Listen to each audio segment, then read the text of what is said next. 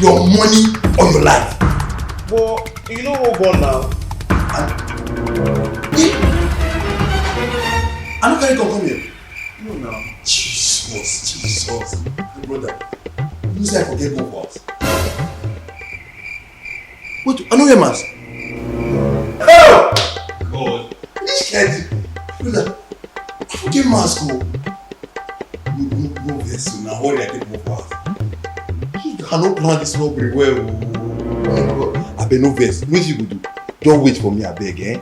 Gather things so I will come rob. Make I quick run this house, go bring gun and mask. God, it's so basic today. I don't remember something. I beg, if you find me like 2H for there, my theater transport. Because my plan be say, I see when I come rob you, anything where I get, I'll use the money from inside the enter transport. I don't really get transport. I beg. So they say they disturb you. And I hurry I take them up for house.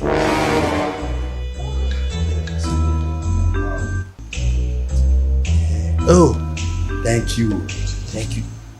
Now 300 you give me, it ain't too much. No, not 200. This 200 go carry me go come. You see this 100 naira keep enjoying the money where I'll come rob later. You understand? Keep things for me where I go rob. Oh God, make you no go come back. Come kill me.